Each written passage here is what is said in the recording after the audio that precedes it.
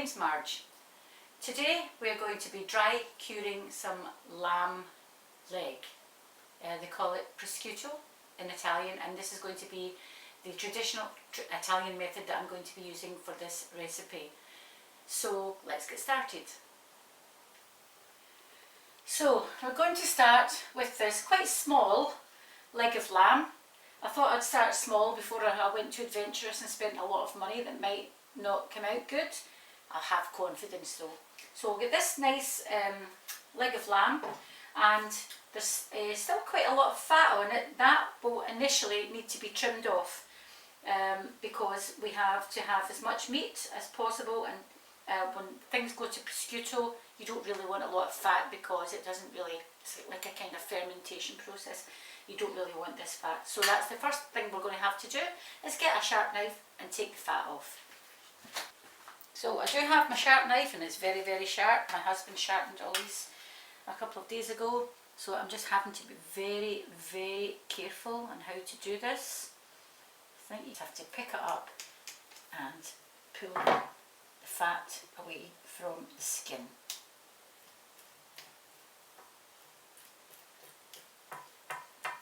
So I'll just carry on trimming this and I'll come back when it's done. Okay, I've trimmed off as much of the fat as I can. There is a little bit of a knuckle bone here. I would like to take this off, but I'm afraid I don't have a sharp enough knife to chop that, and my husband's not here just now. So what I'm going to do is carry on with the process. I don't think it'll affect it too much as long as I'm careful. And so the next part of the process, get rid of this. The next part of the process is to massage the meat. So what you're going to do when you're massaging the meat is, if there's any residual blood in the meat, what you're doing is you're pushing it out. You're massaging the meat and you're pushing the blood out. So I'm just going to get a paper towel ready. And if any blood comes out of the meat, then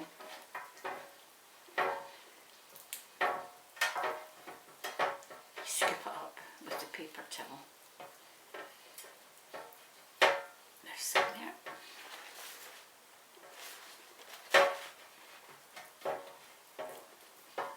Some people use a rolling pin for this.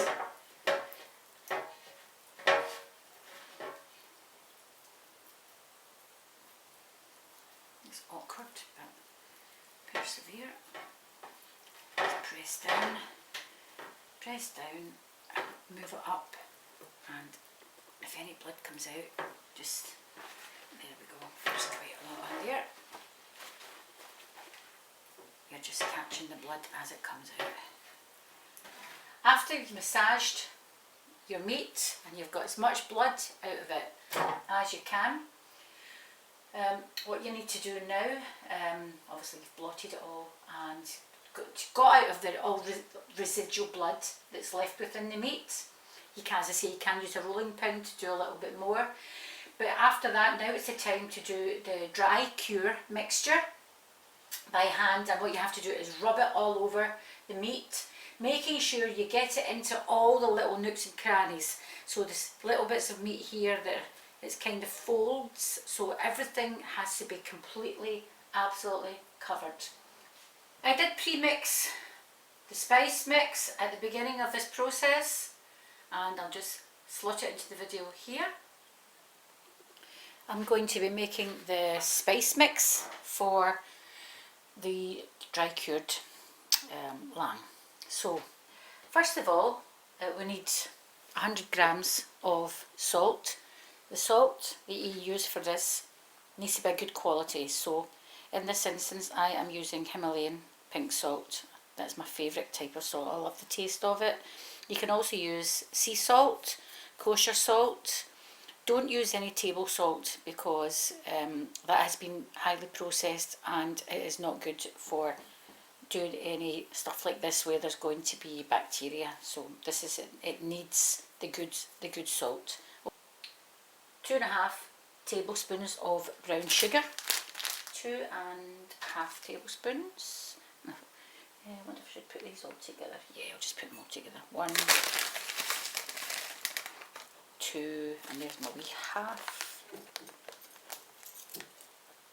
That's a teaspoon. I'm not sure how many teaspoons is in a tablespoon, so I'm just going to judge a half. Right, that looks like a half. Next on the list is 1 tablespoon of cinnamon. So these are all spices that I get from a local organic shop. They're absolutely fabulous. Oh, I love the smell of cinnamon. It just smells like Christmas. So 1 tablespoon of cinnamon. And next, half a tablespoon of crushed cloves. Now, where's my crushed cloves? I'm going to have to come back on that one. Crushed cloves, because I need to get the mortar and pestle and do that. Next is black pepper.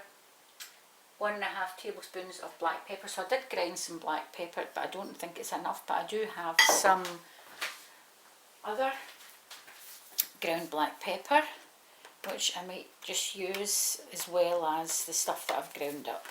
I just bought this today. So I don't know how much is in this, so I'll judge that as, I would call that a half. So I need another 1.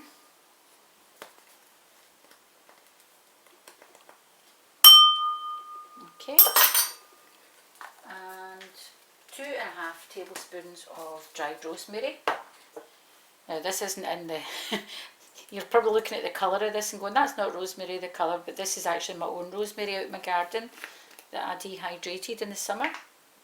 So I need 2.5 tablespoons of this dried rosemary. 1, and it's not coming out. 2, oops, a wee bit too much, and a half. Okay, I actually like rosemary, put a wee bit more in. Okay, and 12 dried bay leaves. Now the shop that I was in, the wee organic shop, it's in Dumbarton, it's called Made Good, and I said to her, I was getting my spices and I said I need some bay leaves, and she says, oh, there's somebody's brought some branches from a bay tree that they had in their garden, help yourself. So they were free, so I dehydrated these today, so I'm just going to crush these down. I thought that was really kind of them. She gave me a pumpkin as well for nothing. So I'm going to make soup with the pumpkin. Actually, I might give that a wee grind down with a mortar and pestle as well. So I'm going to pause this video and come back when I've ground down my bay leaves and my cloves. So here we have the bay leaves that I have ground down with the pestle and mortar. So I've done my bay leaves and I've now ground up the cloves and the pestle and mortar, and that is all the ingredients that I need. Now I just need to mix them up. I'll just do that by hand. The smells in here are fantastic. This is going to be an absolutely wonderful spice mix to go on to the lamb, and that will infuse in as it's in the cold fridge over the next few days. So what I'm going to do is use half of this for the lamb and keep half of it, because this needs to go through 2 dry cures. So this is going to be the first dry cure that I'm just about to do, and I'll put this in a little baggie and keep it in the fridge until I'm ready for the second dry cure, and then I'll use the other half of this mix in the second dry cure. So now what I'm going to do is coat all of this meat completely with this dry mix.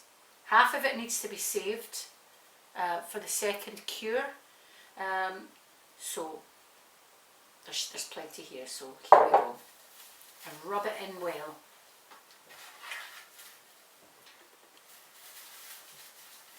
All over. Even the little bit at the end that I wasn't actually wanting, everything needs to be coated thoroughly. Rubbed well in, especially the ends. As you can see, that bone has been cut. That bone's been cut there as well, and there. Obviously, this marrow that's exposed to the air. So everything that's exposed to the air, and especially where the skin meets the bone, there's lots of little nooks and crannies there that have to be completely coated with this mix. And if you think you're going overboard, do some more.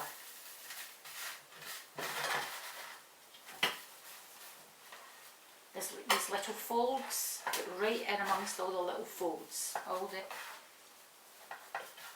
spices well rubbed into every single nook and cranny on this piece of meat.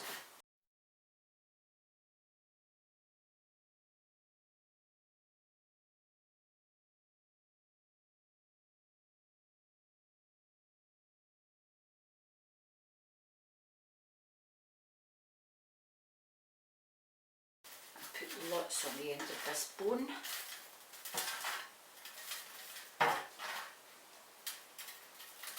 And this side as well. So I'm satisfied. That is absolutely, there's nothing in this whatsoever that's not been coated. Everything is well coated. So I'm really happy with that. Okay, so we have the meat ready to go with the dry rub all over it. I've saved the other half of this dry rub and I've put it into a Ziploc bag, got all the air out of it, and that is going to go into the fridge until we need it for the second curing. I have got my bag ready. What you actually need, ideally, in an ideal world, I don't know anybody that has one of these, but in an ideal world, the people who do this have got one of these vacuum machines, so that when you put it in the bag, then you turn the machine on and it sucks all the air out, and then it seals it up like the way you get it out the butchers. But I don't know anybody who has one of these machines, so we have to improvise. So I've got these brand new bags. I got them from Sainsbury's tonight, and it'll fit the leg of lamb easily. So what I'm going to have to do is be very careful, put it in, and then just get as much of the air out as possible. Just squeeze it all out. But before we do that, we have to have some garlic cloves. So I think it said 3 in the recipe, but I like garlic. So what I'm going to do is slice up some garlic. So half of it is going, the garlic, the slices will go on that side, turn it over, half on the other side when it's in the bag, and that's when we get the air all out. So let's cut up some garlic.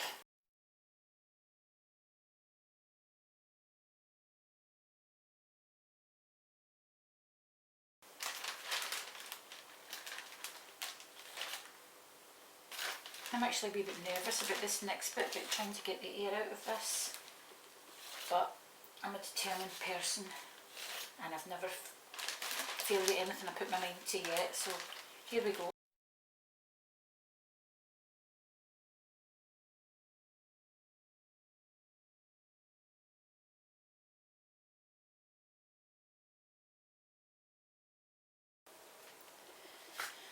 So this is actually take 2 of this process of wrapping it.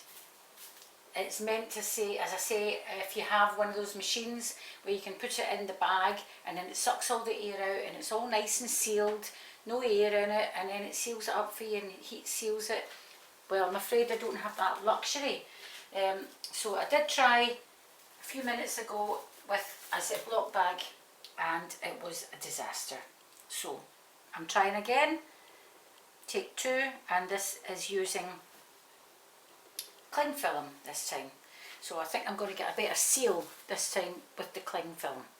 Good old cling film, never lets me down. So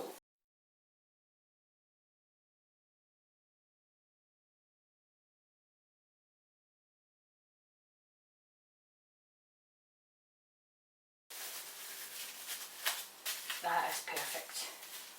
Okay, no air in that now. Okay,